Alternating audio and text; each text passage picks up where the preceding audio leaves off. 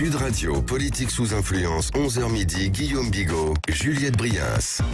Bonjour à tous, bienvenue dans Politique sous influence, l'émission qui vous explique comment les réseaux sociaux m'influencent, vous influencent, nous influencent aussi Juliette Briens et Véronique Raïtsoult, la présidente et fondatrice de Backbone Consulting qui m'accompagne.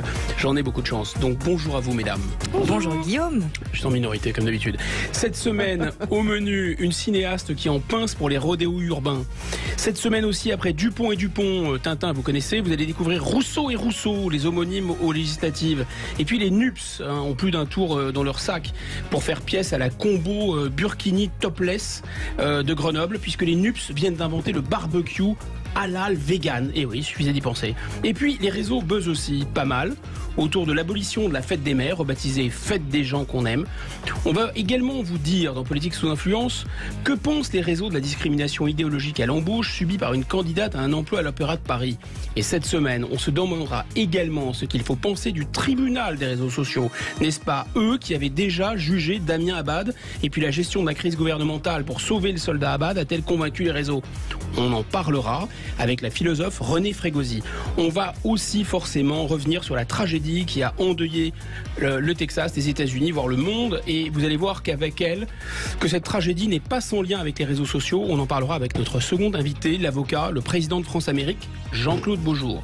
Du rire, des larmes, des réactions sans filtre, de la réflexion, du recul. C'est sur Sud Radio que ça se passe. C'est Politique sous influence. Voilà, c'est parti pour les buzz de la semaine. Alors Juliette, on commence avec vous, Lola et les rodéos sauvages. Avant de revenir sur ce sujet, d'abord peut-être une petite incise sur le Festival de Cannes. On a la furieuse impression que les réseaux sociaux ont mis un peu la main sur le Festival de Cannes. Je signale que c'est Brut et France Télévisions désormais qui ont la main sur le Festival de Cannes et plus Canal+, et que Brut c'est un pur player, mais il y a aussi pas mal d'influenceurs, d'influenceuses à Cannes, c'est ça? Il y a des influenceurs et des influenceuses, comme il y en a toujours eu, j'ai l'impression. Petite différence cette année, on a quand même TikTok, réseau social préféré des jeunes, qui a créé une nouvelle catégorie du Festival de Cannes qui s'appelle le TikTok Short Film.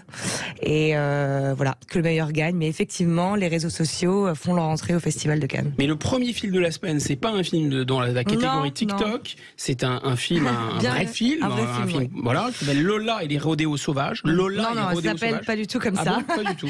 Non, mais est-ce que vous avez déjà pratiqué la bike life, Guillaume? Mais j'ai eu une bike life avant vous. Qu'est-ce que vous croyez? Sachez que les riders de la bike life sont mis à l'honneur cette année à Cannes grâce au nouveau film de Lola Kivoron qui s'appelle Rodéo. Ah. Voilà. Parce que oui, la bike live, en fait, parce que ni plus Lola ni moins... et les riders, ça faisait un petit peu. Voilà, ce n'est ni plus ni moins que le dernier terme à la mode pour euphémiser un triste phénomène bien connu en France, les rodéos sauvages. Le buzz est apparu lorsque Combini, que l'on connaît bien ici, a publié une interview de la réalisatrice qui, non contente de poétiser ce street phénomène, tient des propos qui ont laissé les internautes pantois. C'est une pratique assez mal comprise, que tout le monde dit que ça fait du bruit, mais c'est intéressant de se dire genre comment tu t'empares du bruit pour te faire entendre aussi. Faire du bruit, c'est quand même justement se rendre visible aux yeux de tous, quoi. On parle de rodéo urbain, rodéo sauvage, c'est pire, parce qu'en plus ça fait penser à ensauvagement, donc là on a envie de rayer à fond ces idées, ces imageries, qui sont des imageries complètement réactionnaires. Et en fait, la pratique, elle est criminalisée à mort, parce qu'elle est illégale et qu'il y a eu des accidents, mais surtout les accidents, ils sont souvent causés par les flics qui prennent en chasse et qui créent une forme de précarité qui pousse du coup les riders vers la mort en fait concrètement. La faute de la police, donc. Lorsqu'en 2014, à Sevran, un enfant de 12 ans est mort sous les roues de ses athlètes, c'était la faute de la police. Lorsqu'en 2019, en août, un de ses riders a plongé un enfant de 9 ans dans le coma à Chaudron, c'était la faute de la police. Et il y a 4 jours, lorsqu'un enfant de 5 ans a fini à l'hôpital avec des blessures au visage parce que ses joyeux lurons jouaient à Fast and Furious dans les rues de Pantin, là aussi, oui, c'était bien la faute de la police. Sur les réseaux sociaux, en tout cas, les internautes ne sont pas nombreux à partager cette fascination pour ces bad boys à 2 roues. C'est vrai, ça, Véronique, c'est vrai, les réseaux sociaux partagent pas trop cette fascination? Non, pas très. Peut-être parce que contrairement à Lola, tout le monde n'a pas eu la chance de vivre et naître dans les beaux quartiers de Paris, préservés du bruit assourdissant et du danger permanent que représentent les rodéos urbains pour des milliers d'habitants du quartier. En tout cas, si le jour arrive où Lola, on ne lui souhaite pas, se retrouve victime d'un rodéo, fauché par la bécane d'un de ses riders, on suppose bien sûr que ses amis se garderont bien d'appeler la police pour ne pas risquer de causer de nouvel accident. Disons, Juliette, que Lola Kivoron, c'est le nom de cette réalisatrice, avec son côté un peu provocateur. S'il y a vraiment plus c'est gros, plus ça passe, c'est peut-être inspiré du rôle modèle de toutes les bourgeoises rebelles de sa génération. J'ai nommé la seule, l'unique, l'inimitable Sandrine Rousseau, toujours prête aux plus vertigineuses roues arrière idéologiques. Sandrine Rousseau, en général, n'en rate pas une pour faire parler d'elle, mais là... Oui. Elle a créé le buzz sans rien dire. Expliquez-nous. C'est anecdotique, mais c'est tellement drôle. On se dit souvent que le hasard n'existe pas, mais franchement, le destin... il semblerait a bien fait les choses. En fait, vous savez que notre écologiste préférée, donc Sandrine Rousseau, elle est candidate aux législatives dans la 9e circonscription de Paris. Mais ce que vous ne saviez pas... Sous la bannière NUPS. Voilà, NUPES. Ça dépend de chacun. Voilà. En fait, l'adversaire de Sandrine Rousseau s'appelle aussi Sandrine Rousseau. Donc ça veut dire qu'on a 2 Sandrine Rousseau pour le prix. Exactement, 2 Sandrine Rousseau. Il y en a une que l'on ne présente plus, mais l'autre, on ne la connaît pas, c'est une novice de la politique. Et elle se présente sous la bannière du mouvement de la ruralité, qui est en réalité l'ancien chasse, pêche, nature et tradition. Ah oui, et donc elles n'ont rien à voir l'une à l'autre. Et en fait, je vous révèle un petit secret, ce n'est pas du tout un hasard. En fait, tout était prévu. Cette Sandrine Rousseau, elle a été parachutée là par le mouvement de la ruralité pour essayer justement de créer le buzz et de tenter un coup de com' pour contrer justement la candidate. Il y a des crimes prémédités, mais là c'est un buzz prémédité. Que la meilleure Sandrine gagne. On lance un appel aux 2 Sandrine Rousseau. Venez ici buzzer avec nous. Voilà. Et oui, il y a un autre buzz. Alors encore chez NUPES.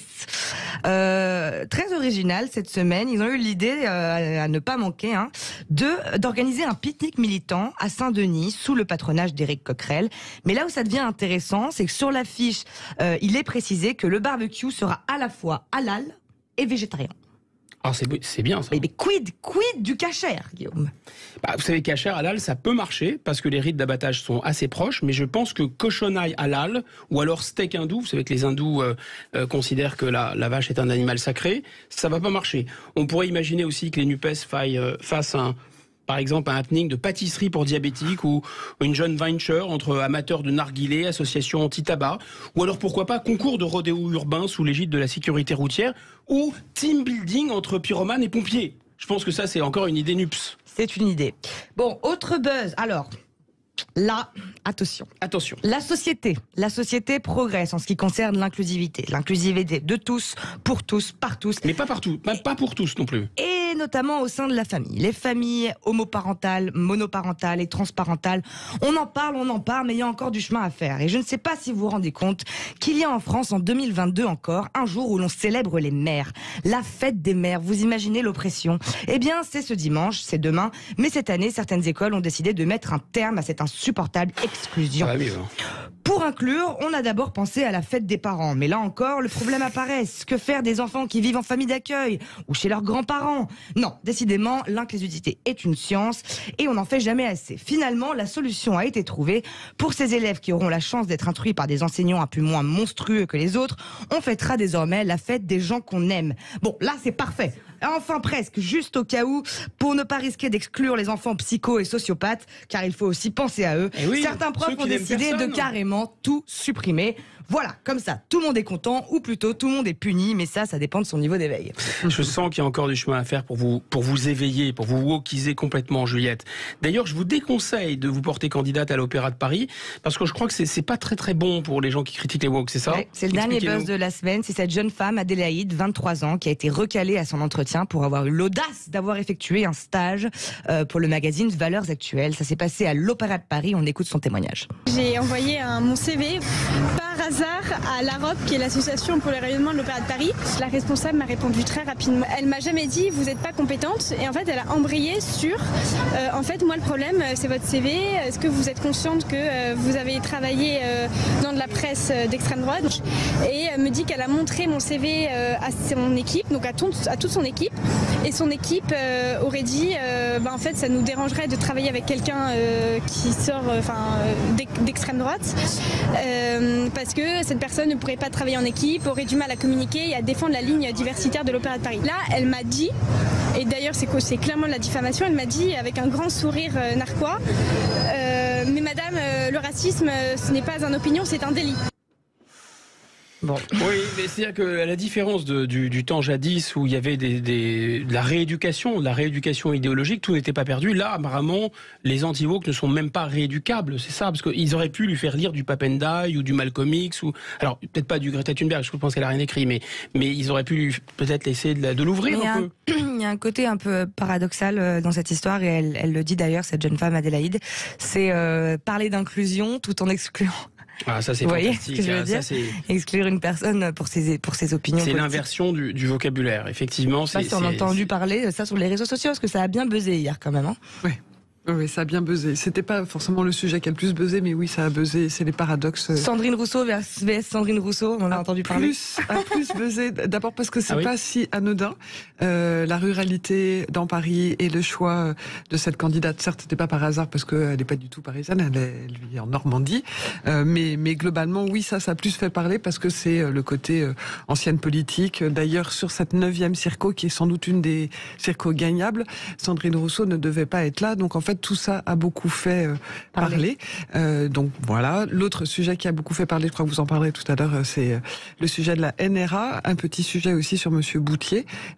Donc globalement, on va dire que oui, on en a parlé, mais ça n'a pas monopolisé les réseaux sociaux. Et Cannes, vous en avez parlé rapidement, a plus fait parler, peut-être parce qu'il y a plus de rêves, ou peut-être parce que les gens ont plus envie de cette histoire-là que de rentrer dans des débats entre ACV, une inclusion, une expulsion ou un rejet. On met la politique de côté, mais l'émission s'appelle Politique sous influence. Hein. La politique est partout. Il faut politique et réseaux sociaux. Hein. Alors, mais Cannes, justement, comment les réseaux ont plutôt bien accueilli le fait que Cannes s'ouvre à cette culture de la... Oui, en fait, ils l'ont bien accueilli du parce format que court, les réseaux sociaux étaient à Cannes depuis longtemps. Enfin, c'était déjà Cannes, et c'était un lieu où on partageait les images qui étaient fournies par Cannes. Là, ce qui change, c'est que maintenant, les réseaux sociaux sont à Cannes. C'est eux aussi qui relaient les images. Cannes, presque, et d'ailleurs, l'interview dont vous parliez sur Combiné a fait plus de 2,2 millions de vues, ce qui est quand même assez impressionnant. Et alors, sur quoi ? Parce que Combini, ils sont partout. Ils sont sur Instagram, ils sont sur Twitter, ils ont un site, ils sont sur YouTube. Donc en tout. En fait, c'est ce chiffre-là est celui qui s'affiche quand vous regardez la petite capsule qu'ils ont fait sur l'interview de la bikeuse ou bikeuse live, la bike liveuse, ou je sais pas comment ça se dit. Et donc en fait, c'est le cumul sur l'ensemble de ces réseaux, parce qu'il ne faut pas croire que les canaux sur les réseaux sociaux sont toujours en parallèle et ne se parlent pas. Par exemple, une vidéo sur TikTok va être reprise après sur Twitter ou sur Facebook. Ça devient presque une plateforme de contenu. Donc globalement, on peut cumuler l'ensemble des vues avec la même vidéo. Bon, en tout cas, ce sont les nouveaux journalistes, les nouveaux reporters sur place, effectivement. Ce qui est intéressant aussi, c'est cette inversion de vocabulaire. Il faut toujours tendre l'oreille et prêter attention au vocabulaire. Là, c'est au nom de la diversité qu'on exclut finalement, et il faut le dire d'ailleurs, c'est vraiment interdit par la loi, la discrimination à l'embauche, au titre de la race, au titre des opinions politiques, est strictement interdite par la loi. Mais c'est au nom de la diversité qu'il y a vraiment une interdiction de la pluralité d'opinions. Un peu comme, vous savez, les plans de licenciement s'appellent plans de sauvegarde de l'emploi, ou ce terme absolument stupéfiant de sans-papiers. On a l'impression qu'on a volé les papiers aux gens qui n'ont pas de papier. Enfin, c'est complètement fou.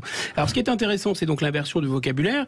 Est-ce que les mots ont encore un sens, par exemple, innocent, coupable, mise en examen, rumeur Le cas Abad, je pense, est à cet égard très éclairant. Qui fait la loi? Qui fait et défait les réputations? Les juges, les gardiens de nos libertés ou les réseaux? On en parle avec la philosophe René Frégosi qui va nous éclairer juste après.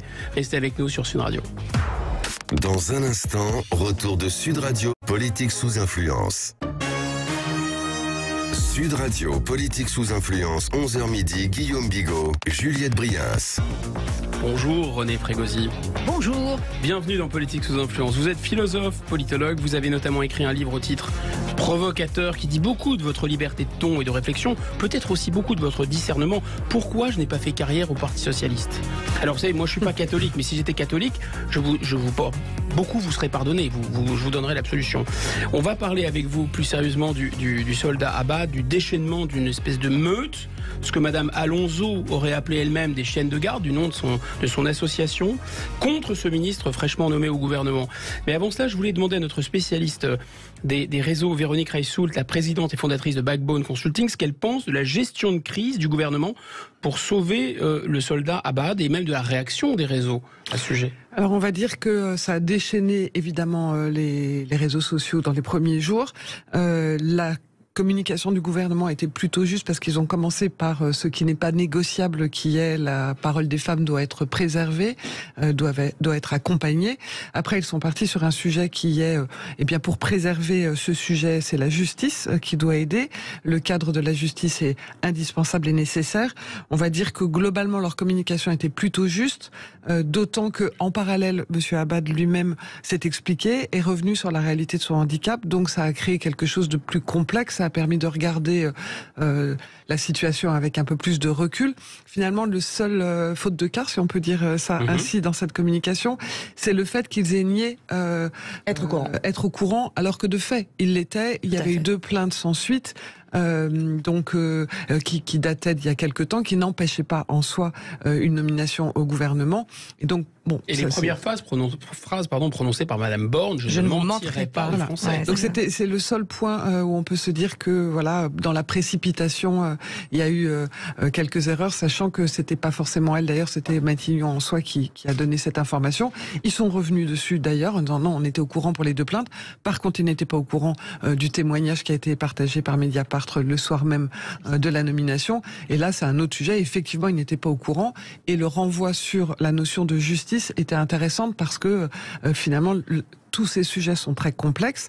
Personne ne dit qu'il ne faut pas faire attention à la parole des femmes, bien évidemment, et des victimes globalement. Mais c'est un sujet difficile, compliqué, et on l'a vu d'ailleurs tout au long de cette polémique et de ce sujet. C'est relativement compliqué de comprendre ce qui peut se passer entre 2 êtres humains.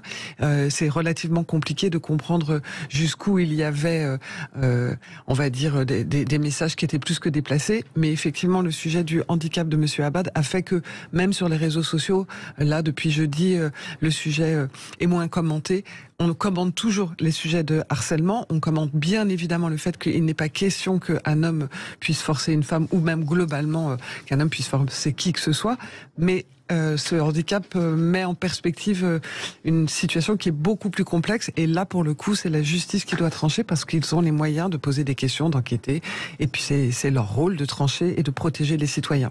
Pour vous, René Frégosi, cette attaque contre Damien Abad n'était pas simplement un coup bas assez classique en politique. Comme par hasard, l'attaque vient au lendemain de sa nomination. Oui, bien sûr, c'est ça qui est choquant. En fait, c'est toute cette parole qui se libère, entre guillemets, à des moments bien précis, au moment le plus opportun. Ou inopportun, ça dépend de quel côté on se place. Effectivement, c'est cette instrumentalisation en fait de ces plaintes qui ont été déposées ou qui ne l'ont pas été, qui ont été déboutées ou pas. Effectivement, bien sûr que ces questions de harcèlement et a fortiori de viol, si viol il y a eu lieu, sont des questions extrêmement complexes, mais en effet qui doivent être traitées par la justice. Et à ce moment-là, il faut qu'il y ait dépôt de plainte auprès de la justice. Or, en l'occurrence, il y a peut-être eu des mots déplacés, c'est probable, c'est possible, bon. Mais en tous les cas, il y a eu une plainte, il n'y a pas eu de suite. Donc, l'affaire est classée normalement. Et au fond, il ne fallait pas s'en tenir à la jurisprudence Balladur, c'est-à-dire quand un ministre est mis en examen, il quitte le gouvernement tant que son affaire n'est pas réglée. Là, finalement, on a envisagé, il y a eu une pression en ce sens pour que M. Abad soit sorti du gouvernement, mais ça fait écho directement à la situation de M. de Rugy. Oui, parce qu'en fait, là, Parce que M. de Rugy n'est pas mis en examen, il est parti, lui, pour le coup. Oui, lui, il a démissionné. Mais ça, c'était son problème, je dirais. C'est vrai, sous la pression des réseaux, effectivement. Mais vous voyez, pour cette question de M. Abad, en fait, on mélange beaucoup de problèmes. Enfin, se mêlent beaucoup de problèmes. Il y a la question politique.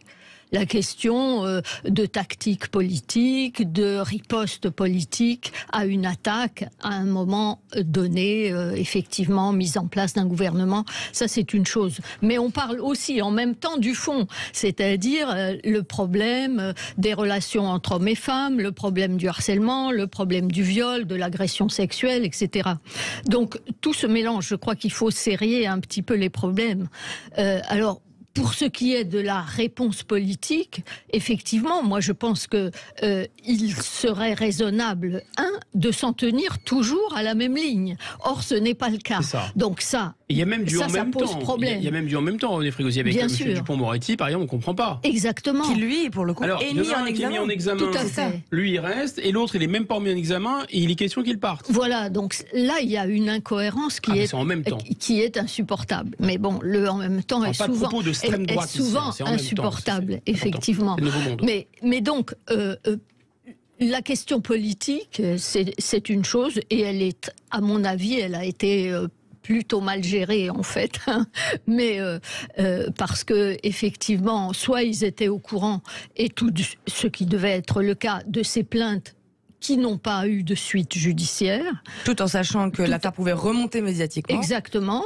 Et à ce moment-là, s'ils étaient au courant, ils auraient dû réagir tout de suite en disant « Mais oui, mais c'est une affaire classée et nous, notre ligne, c'est quand il n'y a pas d'affaire en cours, quand il n'y a pas de condamnation, il n'y a pas d'affaire. Et donc, voilà, et on le défend, etc. » Mais moi, ce qui me choque aussi, c'est cette façon de dire « Il faut prendre en compte la parole des femmes ». Qu'est-ce que ça veut dire ? En fait, ce qu'on entend généralement, c'est ce qu'ont promu les néo-féministes, c'est-à-dire qu'une femme qui parle, elle a forcément raison, elle dit forcément la vérité, et elle est donc victime a priori.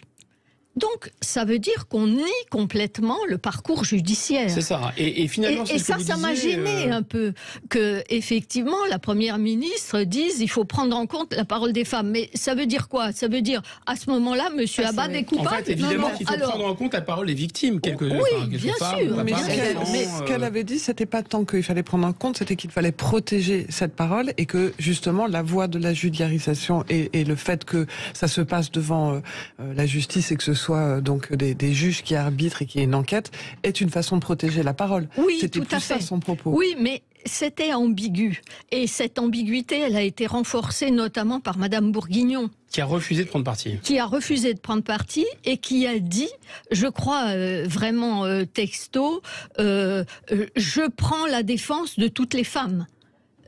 Qu'elles soient menteuses ou pas, non. Il y a des femmes qui mentent, il y a des femmes qui sont des criminels, il y a des femmes qui sont tout. Parce qu'on peut être tout et on n'est pas forcément victime. On peut se demander si si on a raison gardée ou si force est restée à la loi et à la justice ou si c'est parce qu'il y a eu une espèce de victimisation contre une autre victimisation, la victimisation des femmes et comme vous le disiez, la victimisation des personnes handicapées. Alors peut-on encore aborder avec nuance sur les réseaux sociaux ces sujets, notamment relatifs aux violences morales et physiques subies par les femmes dans notre société, ou est-ce que le tribunal du net n'est pas depuis MeToo déjà un tribunal qui tranche à l'avance ?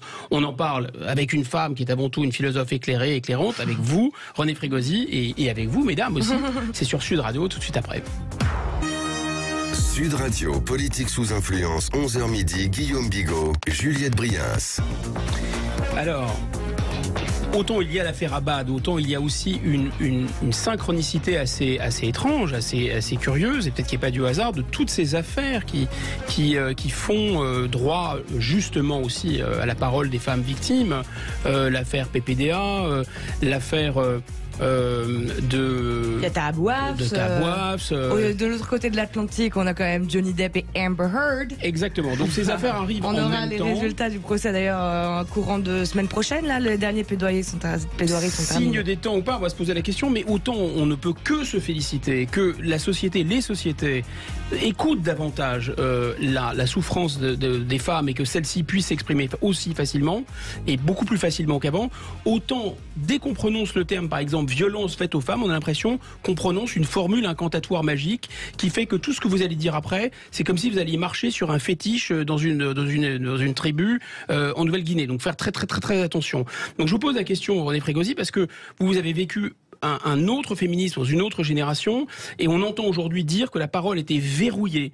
Mais vous qui avez appartenu au MLF des années 80, est-ce que vraiment les femmes d'alors se laissaient marcher sur les pieds? Des années 70. Moi, à 16 ans, j'étais au MLF. J'ai participé d'ailleurs à cette grande manifestation en novembre 71 pour la légalisation de l'IVG. Et donc j'étais jeune, mais déjà féministe, et je n'ai rien renié de nos combats.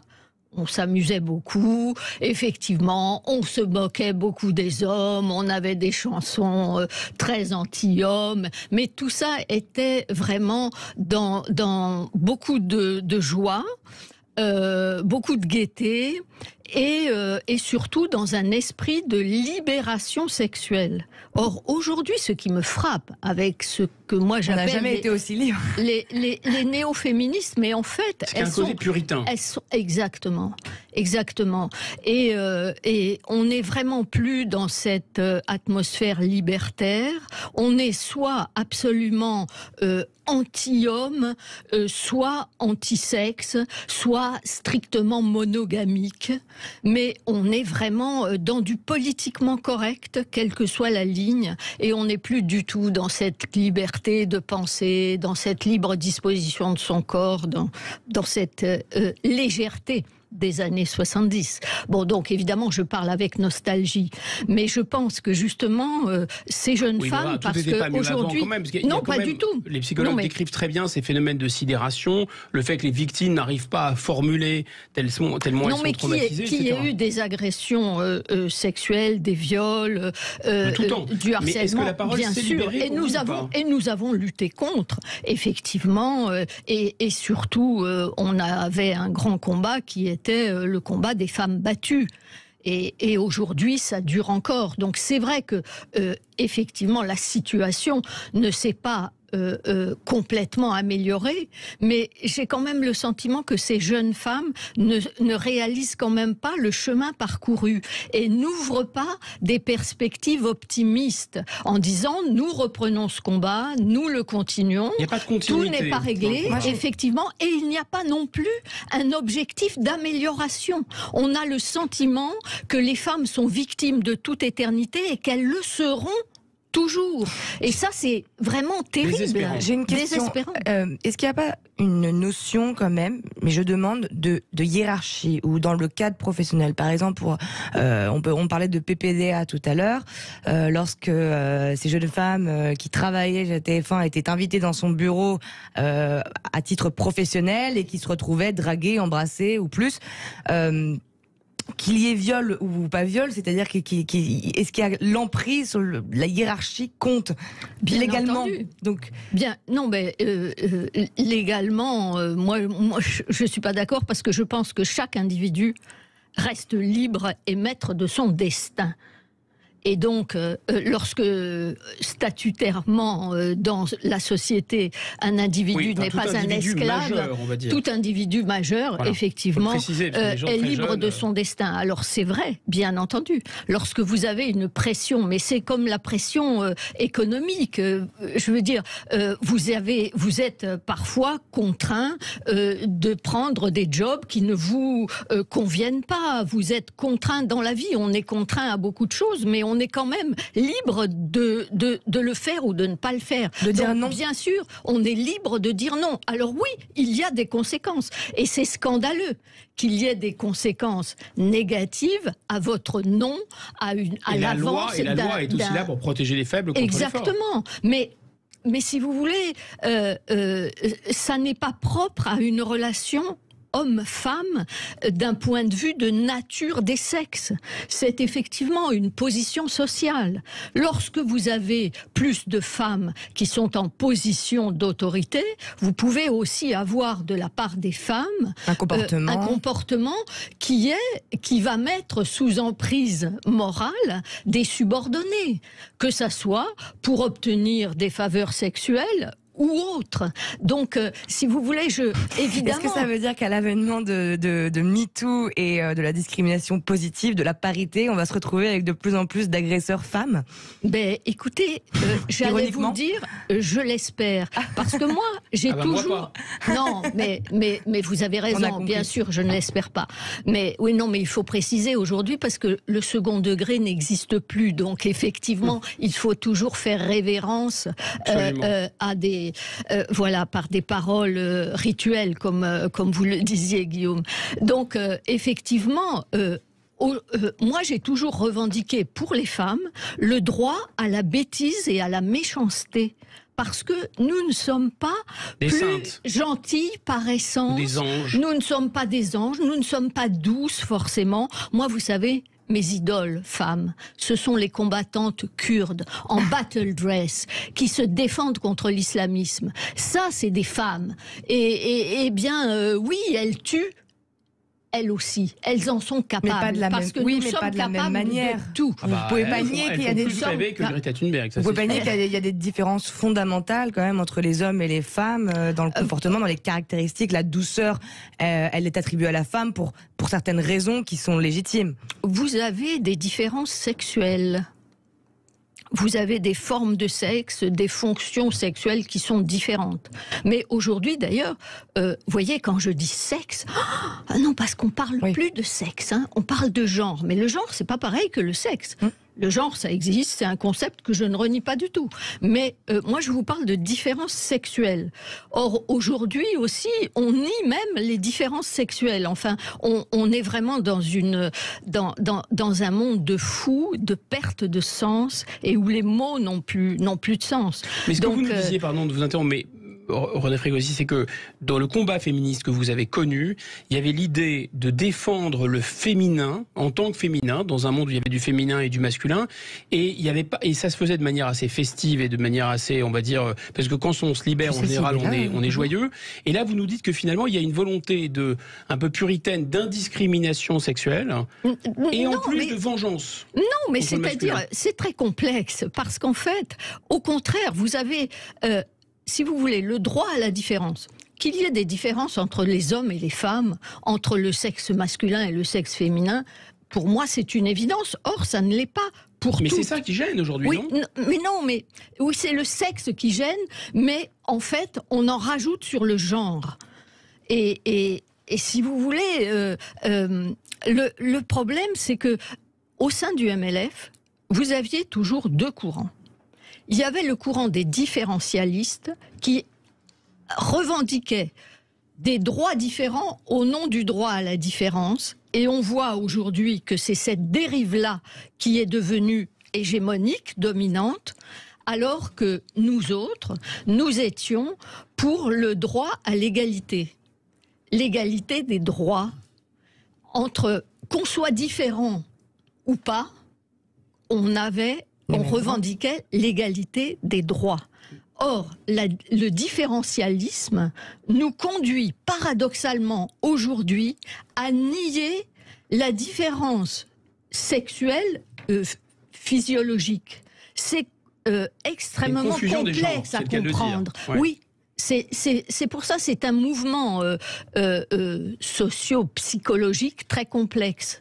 Mais en tous les cas, ce qui est clair, c'est que la différenciation sexuelle ou de genre amène aujourd'hui à une revendication de différence des droits. Et ça, c'est... Puisque vous voyez, les droits en fait, des victimes... Absolument. Le droit des victimes supposées est supérieur à l'innocent présumé. C'est vraiment, on est dans l'inversion des valeurs, dans l'inversion et dans le changement de sens des mots, des concepts. René Frégosi, je vous remercie. Je rappelle que vous êtes l'auteur de Comment je n'ai pas fait carrière au PS chez Ballant et de bien d'autres ouvrages truculents et subtils. On va à présent parler d'un sujet infiniment plus tragique, un phénomène qui, contrairement à la guerre symbolique des sexes américaine, n'a pas encore complètement envahi la France, c'est les tueries de masse dans les écoles. Pourquoi certains jeunes ouvrent le feu sur d'autres jeunes aux États-Unis? On en parle avec un avocat qui est aussi le président de France Amérique, Jean-Claude Beaujour. C'est tout de suite après. Sud Radio, politique sous influence, 11h midi, Guillaume Bigot, Juliette Brias. Bonjour Jean-Claude Beaujour, soyez le bienvenu sur Politique sous influence. Bonjour. Nous vous invitons car vous êtes brillant, vous êtes avocat. Vous exercez aussi bien votre profession dans un pays que vous connaissez bien, les États-Unis, et que vous aimez bien aussi, puisque vous présidez le Cercle France-Amérique.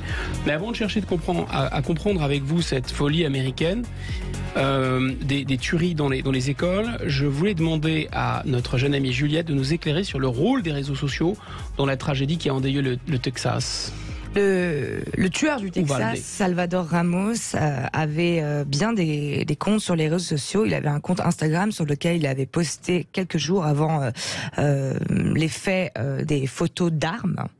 Sur laquelle, avec un compte avec lequel il communiquait avec une jeune femme de Los Angeles qu'il connaissait à peine, qu'il identifiait sur des photos d'armes, avec qui elle avait donc une conversation extrêmement bizarre où il lui donnait des indices sur les faits qu'il s'apprêtait à commettre. Et c'était combien de temps avant ? C'était quelques jours avant et le jour même. Donc, et le jour même, une détection, tout à fait, c'est ce que j'aimerais savoir. Et le jour même, il est aussi allé sur Facebook. Et il a annoncé et commenté ces méfaits en direct. Il a dit: je vais tuer ma grand-mère.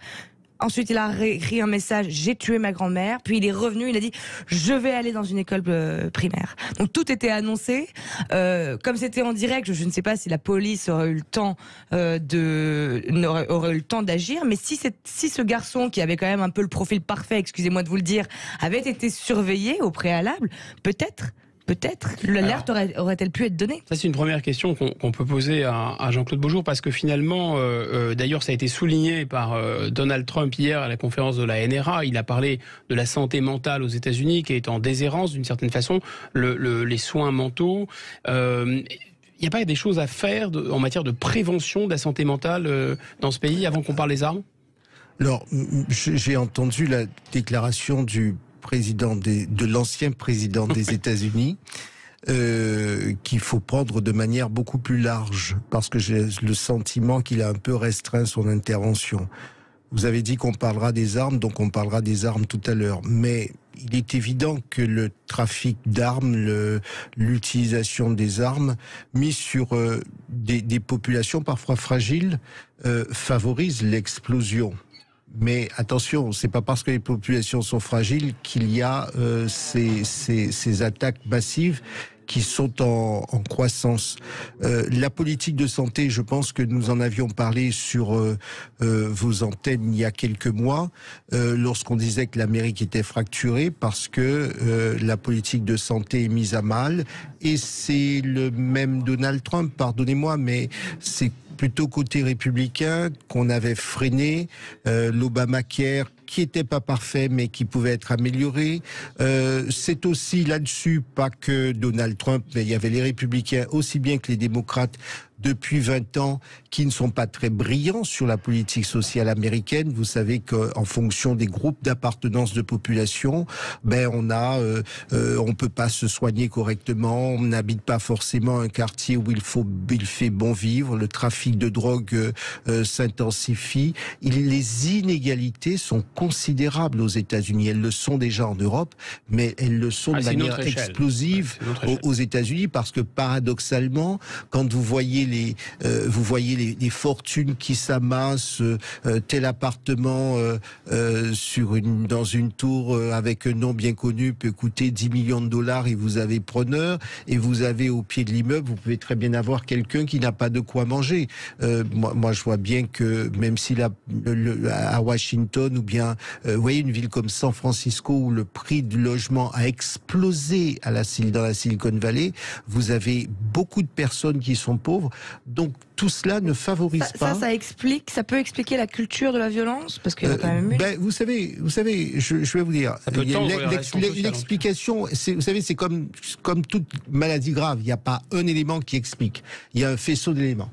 Lorsque vous avez lorsque vous avez au-dessus de chez vous, parce que le type qui est pauvre ou celui qui perd son emploi, il n'a pas la garantie, il n'a pas les aides que l'on peut avoir en France ou en Europe d'une manière générale. Il n'y a pas ce schéma social qui fait que on compresse au maximum celui ou celle qui est en difficulté. Vous savez, la violence, si vous étiez sans logement, sans emploi, sans possibilité, par exemple, d'envoyer vos enfants à l'école ou dans de bons établissements, vous savez, en tout cas, c'est un terreau pour la violence.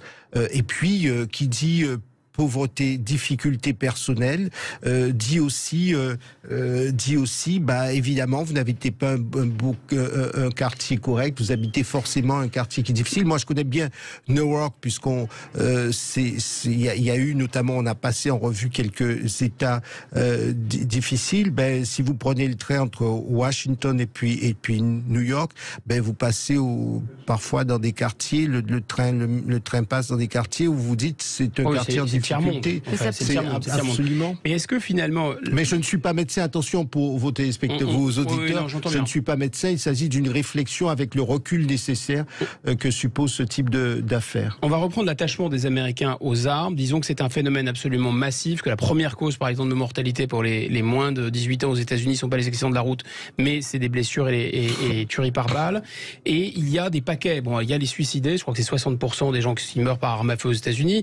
Il y a les gangsters alimentés par le terreau de pauvreté dont vous parliez, effectivement. Mais il y a deux catégories de meurtres américains avec des armes à feu bien particuliers à ce pays. C'est les tueries dites raciales d'un côté, et de l'autre côté, cette espèce de contre-culture complètement obscène et folle qui consiste à aller faire un carnage quand on est mal dans sa tête, quand on a envie de se suicider. Maintenant, il y a une sorte de figure de style, il faut aller tuer dans une école, à la mode Columbine, mettre ça en scène. Pour vous, les réseaux sociaux, la sous-culture américaine, c'est un facteur aggravant de ça? Alors, je parlerai pas de sous-culture parce qu'il y a un peu un jugement de valeur. Columbine, dirais, là, quand même. Non, bien sûr, mais je dirais simplement, c'est pour surtout m'attaquer au vrai sujet. C'est vrai que les réseaux sociaux sont un phénomène. C'est vrai que nous vivons aux États-Unis, on l'a aussi en France, mais c'est très fort aux États-Unis avec une forte polarisation. Il y a les tenants du bien et les tenants du mal. Souvenez-vous, malheureusement, et je l'avais dénoncé lors de la convention d'investiture du président Trump, j'avais été effectivement choqué que le président dise, à l'époque il était président candidat, donc c'est le président, ceux de l'extérieur qui étaient des démocrates, nos ennemis.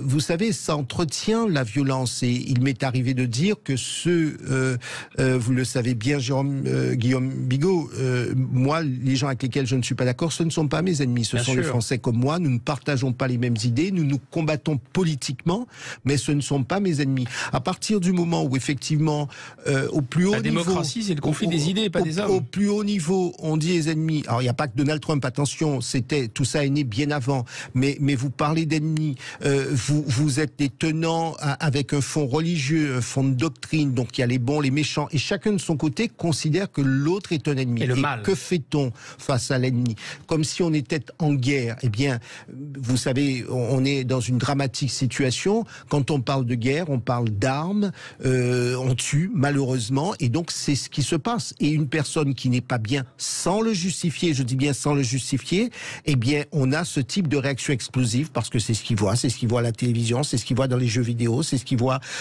partout, c'est ce qu'il voit dans l'opinion publique. Les gens s'affrontent comme s'ils étaient des ennemis. Alors ça, c'est vraiment intéressant. Tout ce que vous avez dit est intéressant, mais là, il y a quelque chose d'assez terrifiant même, au-delà d'intéressant. C'est qu'on se dit qu'il y a plus d'armes aux États-Unis qu'il y a d'Américains, de loin, je crois. Et c'est un pays qui a connu la guerre civile, 600 000 morts, il faut jamais l'oublier. Ça a connu que c'est un pays qui s'est fait sur la violence, de la conquête de l'Ouest, de l'esclavage, etc. D'ailleurs, on parle du deuxième amendement, mais dans le deuxième amendement, il est question de milices bien ordonnées, qui étaient à la fois des milices contre les royalistes anglais, mais aussi des milices pour aller rattraper les esclaves qui s'étaient sauvés.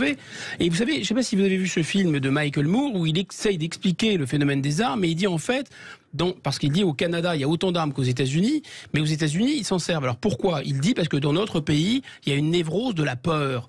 Tout le monde a peur de tout le monde. Est-ce que pour vous, il peut y avoir une autre guerre civile en Amérique? Alors, tout d'abord, on ne peut pas le souhaiter. En aucun cas. Non, mais c'est important pour la clarification du débat, on ne peut pas le souhaiter. Je dis je le souhaite pas parce que ça voudrait dire pour des tas de raisons y compris personnelles que ça serait dramatique, ça serait le cauchemar. Tout peut toujours arriver dans l'absolu. Moi, à votre remarque, oui, la peur fait que le réflexe, c'est je vais me défendre. Écoutez ce que dit le président Trump, et vous verrez à quel point il peut y avoir. Je dis lui parce qu'il s'en est expliqué. Je pourrais prendre d'autres républicains ou d'autres personnalités américaines, mais aujourd'hui, ce jour, il est le plus connu par rapport à son intervention d'hier soir. Il dit bien, il faut que nous nous protégions contre il dit pas le mal, mais il y a un mot comme à peu près très très voisin, contre tous ceux qui tentent de nous détruire. Il y a un tel sentiment que le premier réflexe est de dire, eh bien, nous allons individuellement nous défendre parce que les forces de l'ordre, la police n'est peut-être pas capable, je n'en sais rien. Voire demande aux gens de s'armer, d'ailleurs. Mais oui, et c'est ce que j'allais dire, voire demande aux gens de s'armer, alors que le premier réflexe que nous avons dans un État structuré, on s'en remet à la police. Moi, je vais vous dire, j'ai séjourné dans le sud des États-Unis, et je vis aussi dans de grandes villes américaines. Il ne me viendrait pas l'idée d'aller acheter une arme pour pouvoir me défendre. Alors certes, là encore, on va dire, c'est pas dans les quartiers les plus sensibles, etc. Mais même là, il ne me viendrait pas à l'idée d'aller acheter une arme pour me défendre. Je pense que le réflexe français, avec un État central fort qui est en charge du régalien, c'est pas votre premier réflexe. Aux États-Unis, c'est je vais me défendre. Il y a cette culture-là, et vous avez bien dit, c'est aussi un pays qui s'est bâti sur la violence, parce que il s'est bâti sur l'esclavage, la ségrégation, et donc automatiquement qui a été extrêmement violente, qui avait et jusqu'à une période récente, encore au XXe siècle, on poursuivait le lynchage, on faisait faire justice par soi-même, etc., etc. Donc oui, il y a une violence que nous avons beaucoup moins dans nos pays européens. Bon, la démocratie est au bout du bulletin de vote et pas au bout du fusil, c'est très important de rappeler. Merci Jean-Claude Beaujour. Je rappelle, vous êtes l'auteur de « Et si la France gagnait la bataille de la mondialisation », un excellent bouquin chez Descartes et compagnie. Merci Juliette, merci Véronique, merci cher René Vrécaudy. Bon week-end à tous. Politique sous influence est à présent terminé, mais vous pouvez nous retrouver en podcast sur les réseaux sociaux. Et à présent, on va parler auto. Covoiturage et assurance sont dans une auto. Alors est-ce que c'est compatible ou pas? On en parle avec Laurence Perrault et Jean-Luc Moreau tout de suite sur Sud Radio. Merci.